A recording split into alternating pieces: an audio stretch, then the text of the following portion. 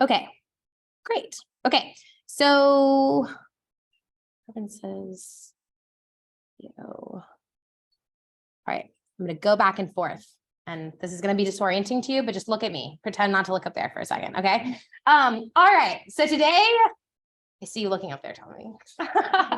All right, today, I don't know how to do this in another way, but we are going to talk about shooting video, right? And you should have a camera kit, and your camera kit should have batteries that are charged, and you should have a tripod, all right? And an SD card. And an SD card. If you don't have your SD card, that's okay for today. Here's the thing. So you are the homework for Friday is to go out and shoot video.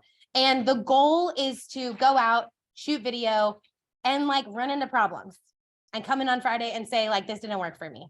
Or I don't know what happened. Can you help me? Right? Because then on Friday I can help you. So if all goes as planned, you will come with footage on Friday, and then we are going to edit on Friday. And I'm going to introduce you to Premiere on Friday, right? So it would be helpful if you have footage so that we can start to edit it. And then if you don't like the footage that you have the weekend to reshoot it, to come back and edit more, right? So I kind of want to front load these skills and push you so that I can answer any questions that arise before the weekend. That's the goal, right? Okay, so we're going to have, you have your cameras, but I want to first explain the tripods. That's the thing that I want to explain first. All right. So here is your tripod.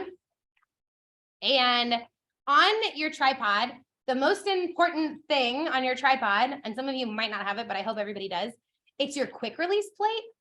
So all the way up here, there's like a little arm that opens, and you'll pop off this little square piece. That's your quick release. That's it. That's it.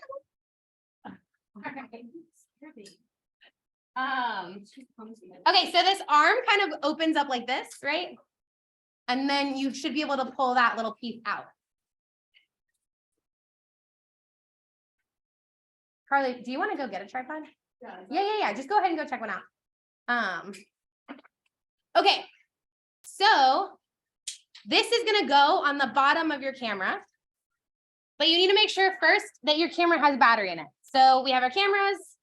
Make sure your camera is turned off, and open up your, the bottom, put in your battery, and then close it. So make sure, I will put the charged battery in there, hopefully you charge the battery. And then this tripod plate, this quick release plate, is going to go into this hole on the bottom of your camera, right? So it's going to basically just screw into this hole on the bottom of your camera, right? And the issue is that you want it to be square. So this little screw kind of lines up, right? And then there is this little piece inside that you can twist. Remember, righty-tighty, lefty-loosey.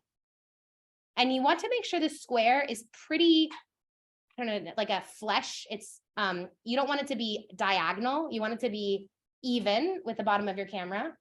Do you need to get a tripod too? I'd love to. That's okay. That's okay. So you want to turn it in. Okay, you want it to be tight, but you don't want it to be so tight that you can't get it out, right? But you want it to be tight so it's not going to wobble, right?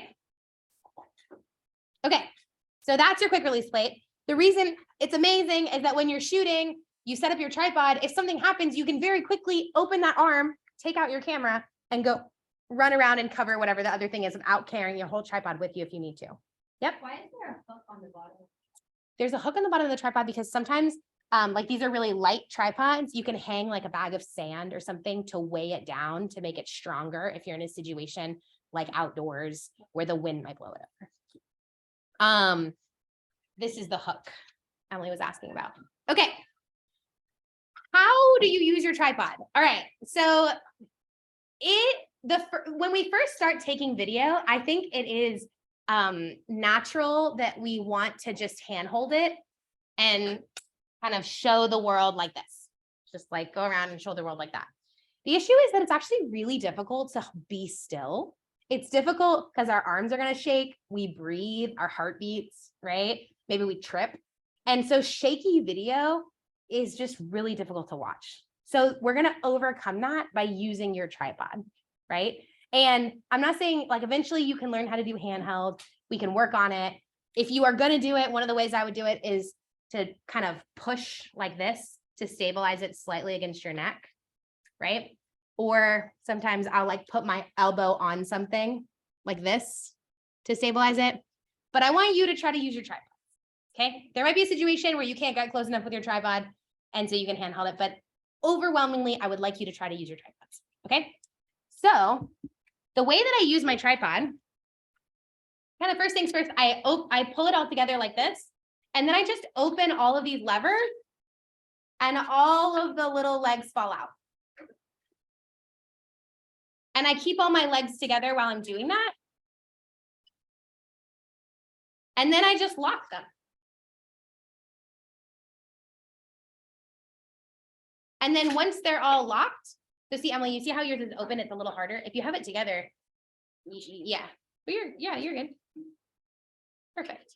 So once you have them all together, and you might want to scoot back, step back, whatever you need to do to give yourself space. And then you'll open it and plop it down. So I lock it when it's together. Yeah, I make sure that they all are kind of all as extended as they can be, and then I lock them.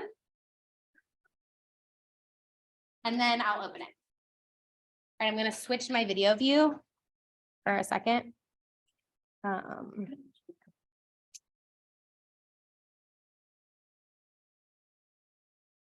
Okay. I'll come over here.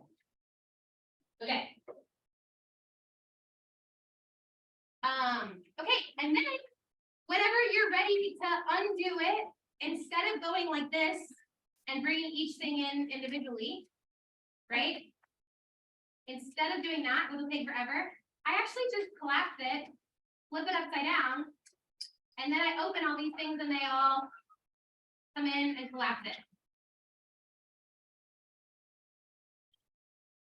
Okay. Okay, but for the purposes of this today, if you want to do, you can keep it kind of like this and just put it on a table. So you can do the next thing. You don't have to have it totally extended, but that's how I use it. So I put all the legs together, send all the legs, and then pop it open. And then when I'm done, pull it back together, pop all the legs back in.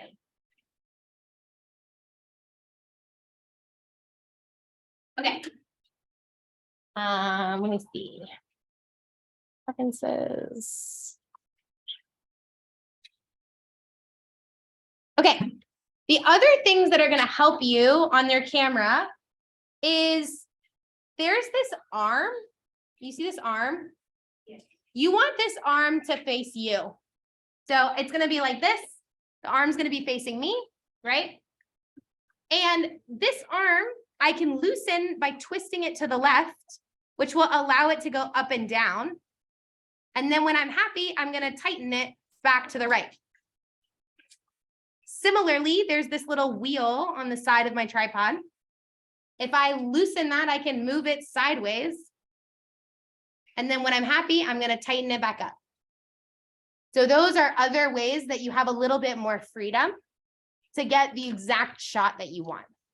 I use the arm a lot, but you want to make sure the arm is like close to you. That thing actually allows it to extend even more, but I rarely use it. Kind of takes a long time, but it allows it to like extend even more. But I rarely use that. Okay. So once you have your camera set up,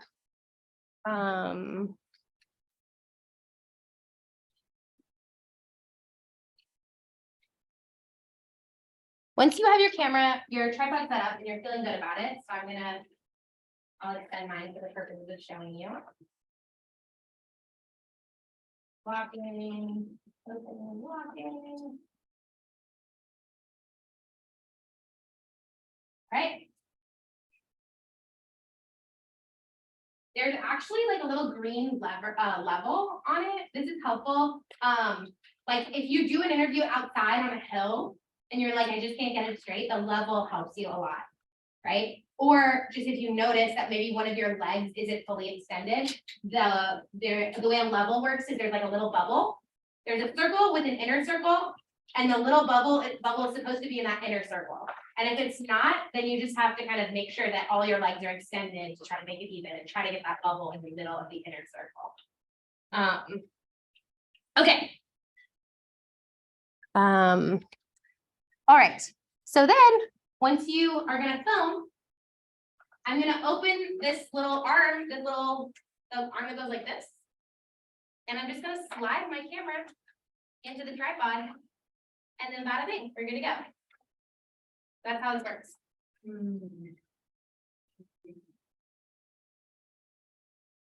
So you got to open the level, you got to open. Oh yeah, open that, and yours goes in this side. Yeah, and then you close it to kind of lock it into place. Yeah.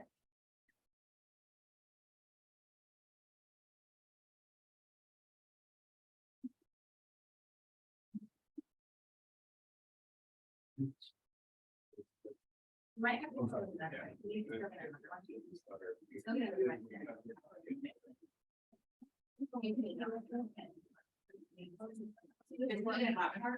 The flat part has like one. Okay.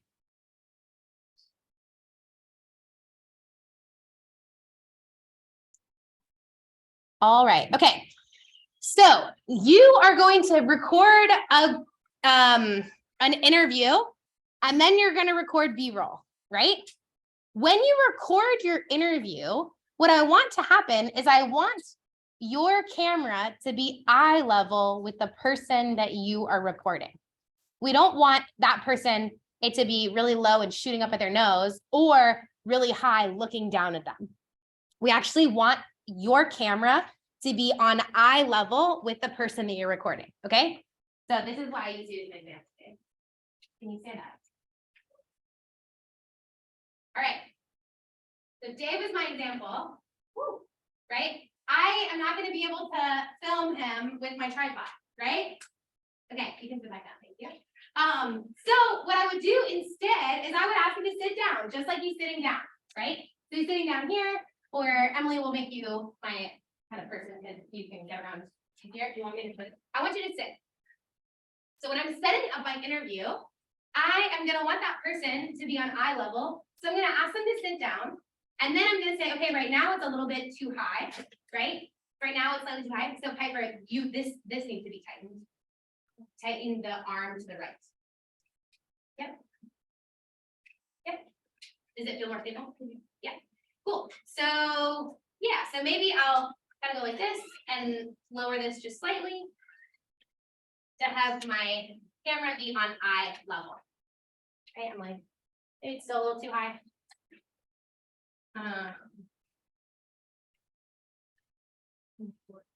Okay, right? So we're like closer to eye level, yeah? So it's easier if you ask that person to just sit down and you say, hey, I'm gonna interview for a second, please sit down. Okay, if I were to ask Emily questions right now, she's probably gonna look up at me to answer them, right? And so even though my camera's on eye level, I am not on eye level, right? And so she's actually looking up at me, which will look weird in a video. So the answer is for you to also sit down. For you to sit down like this, and then just say, hey, talk to me, okay? So I'm gonna have my camera, I'm gonna be able to see my settings, Emily's gonna be talking to me, and I'm gonna record it. That is the easiest way to control the situation. Cool. And to get like stable, solid footage, right? Thank you. Okay, so let's maybe talk settings first. Let me see. All right, let me share. Okay, I'm going to explain something first and then share my screen.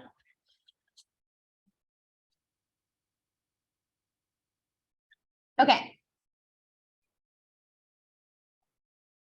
So we are filming on digital single lens reflex cameras. These are a bunch of mirrors. It's a system of mirrors. And so right here, there's a mirror, and right here, there's a mirror. So usually when you look through the viewfinder on your camera, this like right here, you can see what the lens sees because it's reflecting on a mirror and then reflecting up at a mirror, and then you're able to see it through the viewfinder. But what happens when you take a picture is that that mirror flips out of the way and exposes your sensor to light, and then it takes the picture, right? But with video, the issue is that we're going to be continuously taking pictures. And so you're actually not able to look at it through this lens. You're only able to look at it when you open up the digital display on the back, and we're going to have to shoot video with the digital display on the back because of that. Okay. If we do it, it's going to make more sense, I promise. This is just, some people like knowing why. I don't know. So it's like, I think it's helpful to know. Okay. So everyone is going to set, oh goodness. Sorry, I'm trying to jump between. Can you jump preferences? Stop share video. Okay. So we have to set our settings on our camera. I want you to go ahead and turn your camera on, but you're actually going to turn it past on to the video camera mode. So over here, there's like a circle, and there's a video camera, and then on, and then off. You're going to make sure you're here on the video camera mode. All right. On the other side of the wheel, there's a dash, and you want to make sure that you are in manual mode on the dash on this side. MF. Wait. On top of your camera. So up here. Oh, yep. So turn it on all the way to the video camera, and then you want to have the little dash be towards M. Cool. All right. Great. Now we have to set our settings. All right. We are going to build on what we learned in photojournalism and keep going with it. And it's more complicated in some ways and easier in other ways. Okay, talk to me about the exposure triangle. What are the 3 ways that you can make decisions about how light enters your camera when you're taking photographs? Give me one. Aperture. Aperture.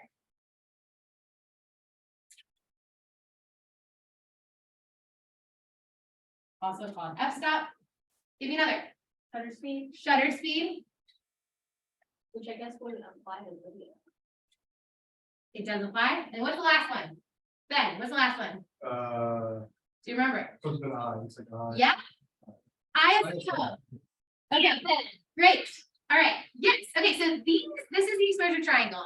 You will need to know this, and you will need to know what they do for the final exam. Okay. In video, what happens is that you're going to take frames per second. You're going to take a certain amount of pictures per second. That's how film works. So when you see film reels of physical reels of film, they're individual stills that just play really quickly, almost like a flip book, so that you can see motion move, right? So you get to make a decision around how many frames per second you want to take, how many pictures per second you want to take for your video. Traditionally, films, like old Hollywood films, shot in 24 frames per second. This is because film is expensive, and so they wanted to make film go longer, and so they shot with less frames per second. But 30 frames per second is a standard that a lot of people use now. And broadcast shoots 60 frames per second, which is a lot of frames per second, because they can, because it's digital. And sometimes that's called the soap opera effect, because those are also shot with 60 frames per second. So I have a video I want to show you just to kind of explain that. You don't need to know this, but again, depending who, I think it's helpful just to see it. So give me 1 second to pull it up. All right.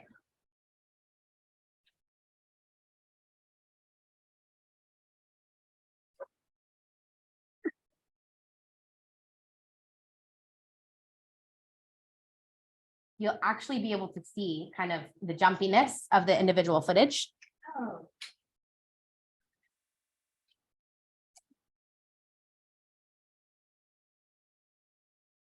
So there's actually just more frames in 60. So it looks less jumpy. What does our like camera do? Okay, so great. So I want to show you this so that we can then choose and set our cameras based on what you would like it to be set at. Well, what, I mean, like our phone camera. Like what are we recording videos on our phone? You actually can set it. So depending on your cameras, you can set it. So depending on what I'm going to do, I set it. The reason this matters. So let me show you this, like watch this one more time. 60 frames per second, 30 frames per second, 24 frames per second. The reason it matters is because depending on like the outlet or the thing that you're creating, they'll ask for it a certain way. So broadcast standard is 60 frames per second, right? But as I told you, a lot of films will use 24 frames a second. It'll be a director's decision to make it feel more old school, feel more cinematic. It takes a very trained eye to tell the difference. But one of the reasons that you might shoot 60 frames per second out in the field is because then you can slow it down by 50% to 30 frames per second and have enough footage to fill that. So people that shoot slow motion, when you see a lot of slow motion, they shot that at more frames per second so that then they could slow it down. Does that make a little bit of sense? Okay, we're not going to deal with that, but I wanted to explain that to you so that you could see that. I'm like so lost in my Zoom, but let me go back here. I don't know, stop share. Okay. All right. So on your cameras, you're going to turn it to the video. And the first thing that we are going to set is going to be our frame rate. So I'll do it here so you can kind of see. Okay, so once you turn it on to the video mode, you're going to press menu up here, menu. And then you're going to use the wheel to toggle through. So I'm toggling to the third one. I think it's this one for me. And it says movie recording size. Do you see that? Yes. Okay. Once you get to movie recording size, you're going to press so menu and then toggle through until you see this menu recording size. You're going to press set. And I want you to set it to FHD 2997, which is 30 frames per second. So FHD 2997. That's what you were going to choose. Okay. Recording settings. All right. Okay. The reason that your recording settings matter. Is everybody able to find it? Are you able to find it? Let me come look.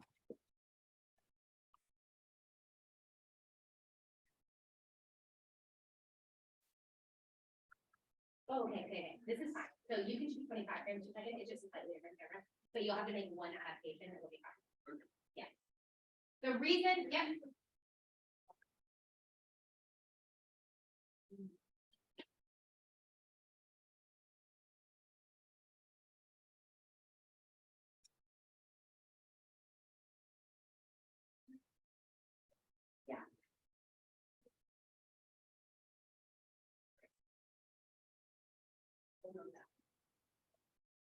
Okay, so you have all set it at 30 frames per second.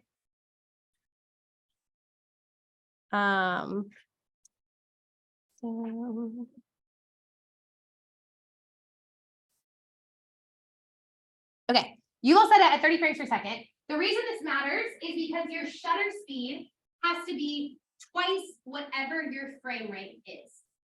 So if your frame rate was set at 30, that means your shutter speed has to be 1/60th. So it's 1/2 the shutter. Yes, so twice your frame rate. So 30 frames per second, you need to shoot at 60 frames. So your shutter speed will be 1/60th. Okay, on your screen, you are going to see there's like an option here. This is your shutter speed. So this is going to be 60. And then you're gonna see another thing that's right here, which is gonna be your f-stop.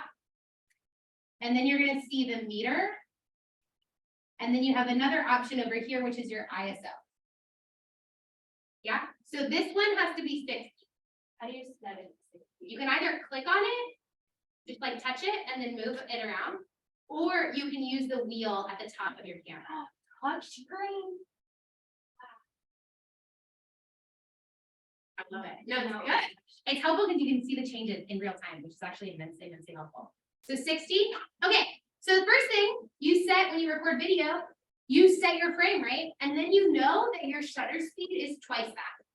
So Gabriel, his is at 25 frames per second. So his shutter speed will be 50. If it's more than that, it's fine.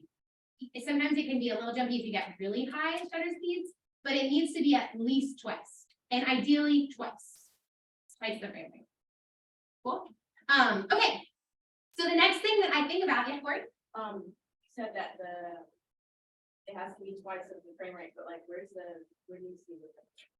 You set it. So we just already went through and set it in the menu. The 60? Yeah, well, we Oh. set it for 30 frames per second. This FHD Oh, okay. 2997. This is basically, it's because of the 9 frequency, but it's a little bit off, but this is 30 frames per second. So that you set that, you never see that again, it's just in the settings, so in the menu. And so the shutter speed's gonna be twice that. The next thing I do is I think about the available light, and I say, okay, in here, like, I'll give you some more light. The next thing I usually set is my ISO. So maybe set it to like 1600. And then your aperture will just be what it needs to be to compensate, right? Or you can prioritize your aperture if you want to prioritize a shallow depth of field, and then you would change your ISO. But really, you're gonna set your shutter speed and forget about it.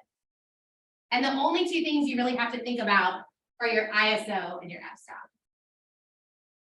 So it's slightly easier, even though it's like a lot harder. If that makes sense. There's many more things to think about. Yeah, Tony? Look, if you don't see the stuff on the back, we're nice and fast. It might be.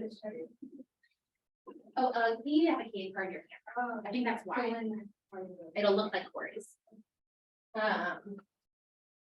Okay, great. All right, so once you are ready to record, you're gonna press the little recording button, the little red dot, and your camera will start recording. And the way that you know that you're recording is similar to the lens hopper. You're gonna see a time code. It's gonna say 0000, and then it's gonna go up. It's gonna say 1, 2, 3, 4. So go ahead and press record on the camera. Just like see if you can.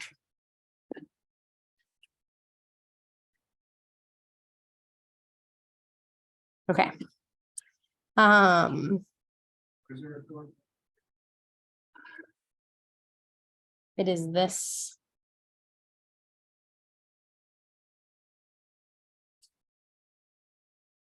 This little button right here. Has a little red dot on it. Okay. Yep, and that's where you will record. And so I just hit it again, so is the video now saved? Yep, so it'll save the video. Yep. And if you want to make sure, you can press your playback button. Let's just see if it was there. And it should be there. Great. Okay. So that is that. All right, but the next thing that I'm going to do to add even more. All right, so these cameras record sound. You're going to have visuals and audio attached to the videos that you record on this camera, right? But you're also going to use a lens hopper. You're also going to use external audio because you all heard the difference in like a phone recording versus a lens hopper recording, right? So we're actually going to check out lens hoppers, and I'm going to check these out to you. And I want to show you a few things. All right, so I got my tripod set up. I'm going to open that little arm and put my camera in here. On your lens hopper, it has this mount, which is called a hot shoe mount. And I can move the wheel all the way up, and then it actually slides into the top of my camera and I can tighten that wheel down. So that it's locked into my camera, right? This is great. This is gonna be better than what it would be if it was your camera. Because it's a directional microphone, it's gonna be facing the direction of the person that you're recording, right? And so what I'm gonna do when I get ready to record, I'm gonna sit down like this. So that I can see I think that might also be, I don't know, but the arm helps a lot for the tightening of it. Once I'm ready to record my interview, I'm gonna press record on my microphone and I'm gonna press record on my camera, right? And what happens, what you have all learned is that audio recordings have waveforms, right? So there's like a waveform that is created by the person talking, right? And it's gonna look really similar for the camera and the microphone because they're recording the same thing. So in Premiere on Friday, I'm gonna teach you how to sync those two things. So it's okay if they're not perfect. You don't have to press them exactly at the same time. It's fine. We'll be able to sync them. How do I?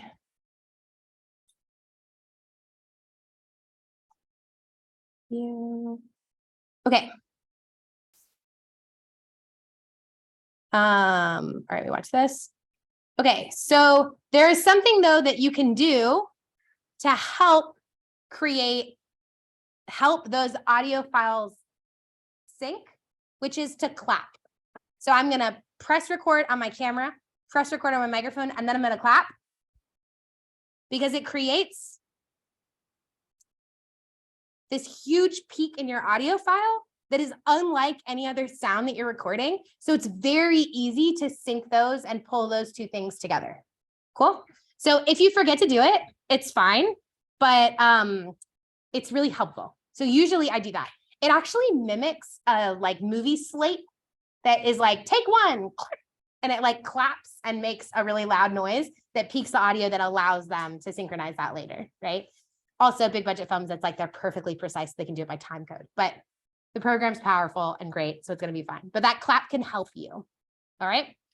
All right, the other thing that you can do, I am okay with this setup. If you go out on your own and you're doing your thing on your own, I am okay with this setup, right? But what do you remember about getting the best kind of audio that you can get? Like if you want to record the best kind of audio, what kind of audio is that? Like how do you record the best audio that you can? Having it really close to the person, right? So having it really close to the person. In big film productions, they actually separate out the sound. And so you can see there's like the camera person here. And then there's a person who's using what's called a boom mic, which is a directional microphone that comes right over the top. Right? So basically they're filming the shot and their shot ends so that you can't see the boom microphone, right? And I'm asking you to do a lot. I'm asking you to record audio and to be the cinematographer and to ask the questions and to be the journalist, like all of those things. There's a lot, right? On a film in a film like this, there's actually a person who makes sure that it's called a focus puller, who makes sure that the thing is in focus. That's like his own job outside of the camera, right? So there's like a lot that goes into film. But you have the option. This doesn't have to be on your camera, right? So if you're in a really noisy environment, you can ask a friend to come with you and you can hold the microphone out of the shot really close to them, right? Someone else can come help you. You can do this in pairs, that's fine. But that's a way to get even better sound. But this is already going to be better than just your camera. Cool. And I'll say that a lot of times this is like my setup. I basically run around with this because I'll be moving with the person. And so I don't have the capacity to hold it on my own. And this is a lot better, that directional microphone. Okay. All right. Okay. So We kind of went over these. First thing, you're gonna set your frame rate. It's the first thing you do when you shoot video. Your shutter speed is gonna be twice your frame rate. I'm gonna put this on canvas as well. That's helpful. Your shutter speed is gonna be twice your frame rate. Then I usually set my ISO depending on how much light is available. So if it's a dark situation, ISO is gonna be higher. If it's a really bright situation, ISO can be lower. And then the last thing is my aperture, right? You're gonna record at the same time, and then we're gonna go from there. And I want you to, again, think about what we talked about, where the assignment calls for at least 10 shots of B-roll. Those 10 things don't have to be unique things. You can film 10 versions of the same thing, but film it differently, right? So you can film them packing and have that wide shot looking out of the room. What's the space and environment that we're in, right? And then maybe we have medium shots that get us a little bit closer, and then detail shots. What are they reading? What are they studying? What are they eating? Whatever the details are, right? But I want you to look at an environment and think of all of the different kinds of shots you can get in that same environment, because that will make editing so much more fun. Okay. All right. So question, what should we report on? We are thinking about, I want you to think about a story that's visual. That's something that you could get some kind of interesting visuals for. They turned are we like pitching? Yeah. They turned the heat down in the dowel, the water heat down the dowel. But that's not really something visual, it's just something people are like mad about, right? So like everyone's having like cold showers. Oh, boom, so it's all. Everyone, wow. Okay, I thought it was just that. And the SGA rep, Kaya, I spoke to him, he's gonna like go ask about it. But like people want to like make petitions for them to turn it up again because the water's like lukewarm and it's winter time. So I want this to be something that everybody can report on. Sarah and the Piper. Well, you could pitch it, but I think that we'll probably stay on campus just because.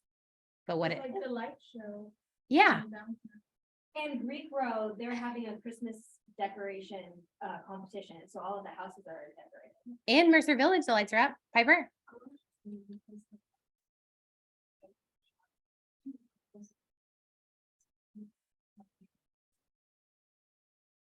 Yeah. Carly. Yeah. Yeah, the Alabama Western game. Oh yeah, I know it's a big one. I was trying to talk to the coach and she was like, not today. We'll talk to you tomorrow. All right. Okay. We got a few ideas. One of the other ones that I want to throw out there.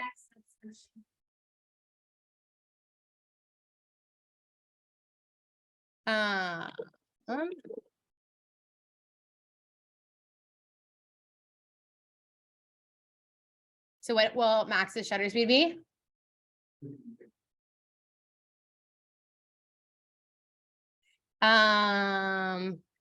Okay. I don't know that it has to necessarily, I mean, I would like it to be journalistic, right? So I wanted to have interviews, but it doesn't necessarily have to be hard news. I made you all do that for the election. One of the ones that we often do, like, I don't know how to get out of all these things,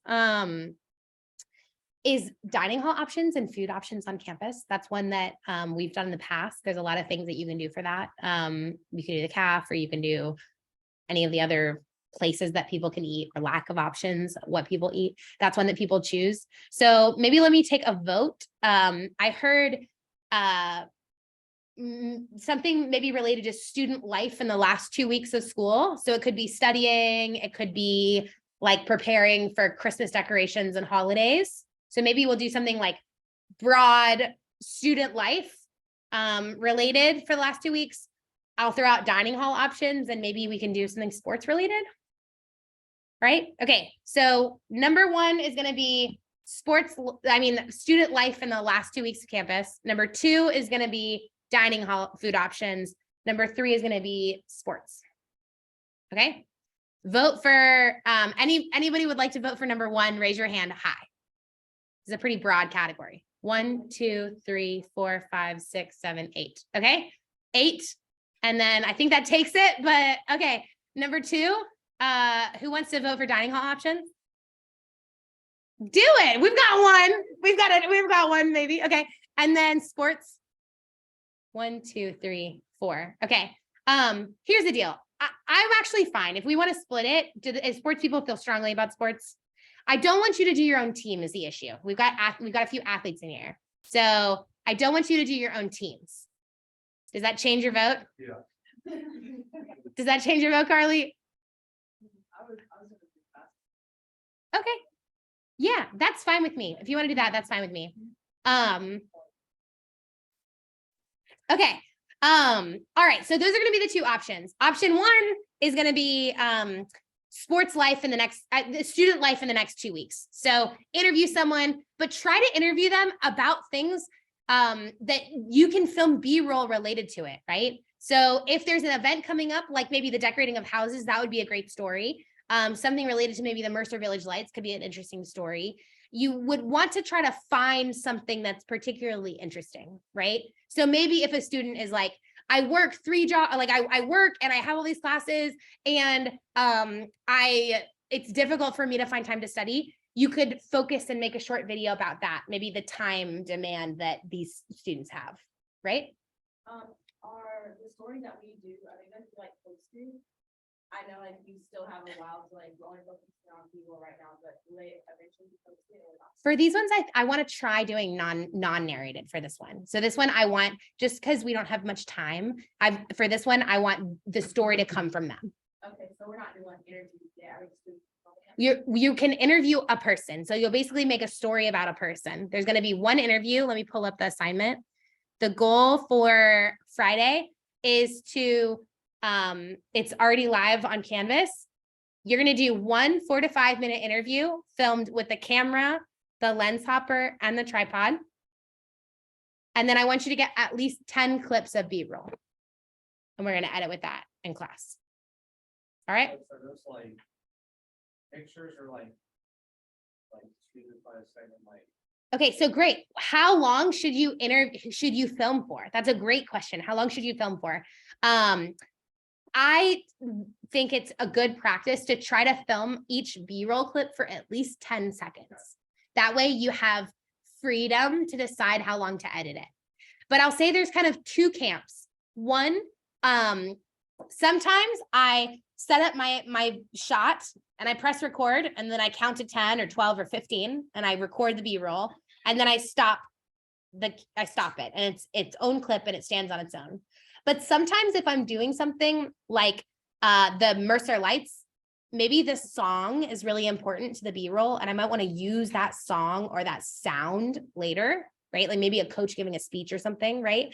So then I might actually press record on my camera and film for 10 seconds and then keep the camera recording and set up a new shot and then record for 10 seconds so that all of those individual shots are actually 1 clip so that the sound can be consistent. Does that make sense? So you can do whichever way you would like. You do not have to use the lens hopper for your B-roll.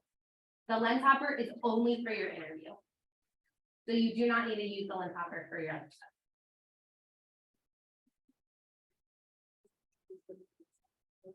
Yes. So on Friday, we're going to come into class and we're going to pull everything onto the computers. So get here as soon as you can and just hop onto the computers and start uploading it onto the computers because we're going to be editing in class on Friday. You don't need to submit anything. If you're not going to be here, then I do want to see that you've done it. But if you are going to be here, I'll see you in class editing on the computers and I'll be able to see that you have it. Well, all right. So that is that. And now I'm going to check out these lens hoppers to people. Does anyone, maybe I'm going to take this off for a second. Let's do,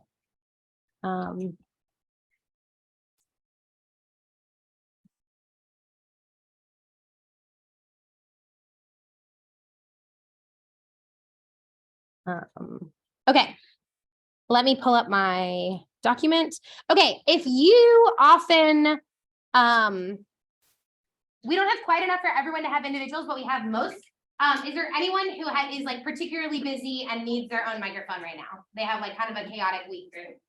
Or maybe if you think that there's a person you see often and you could work with them, then also let me know. But I'm gonna, if you can share one, that would be great. If you can't, that's fine. Amaya, you need one? Okay, Kevin, you want one? Cool. All right. You think I'll share one? You ready? You need your own, you need your own time. Okay. Feel you have time, you probably need your own.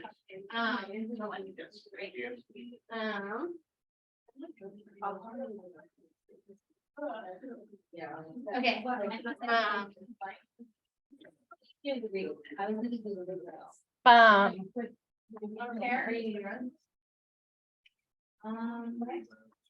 because I would just feel like that, like whenever. This already has an SD card. Or like without sound, without.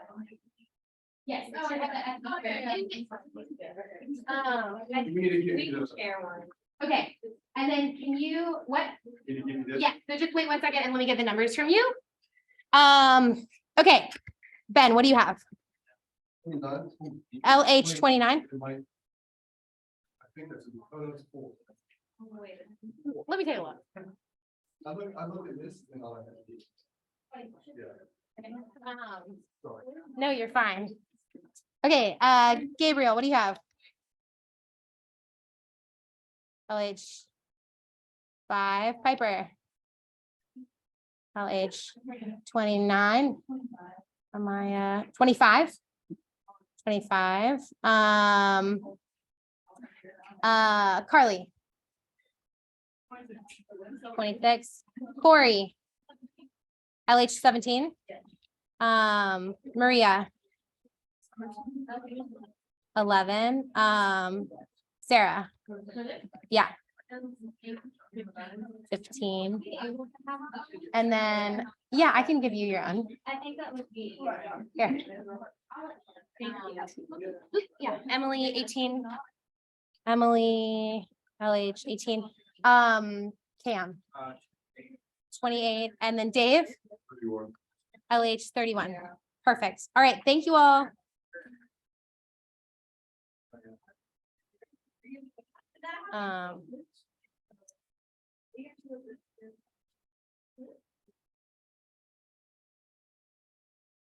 Oh, yeah. All right. Interview is 4 to 5 Great. minutes and then the roll is 1 second, right? At least 10 10-second shots. Okay. The more you have, the more fun it will be. Okay.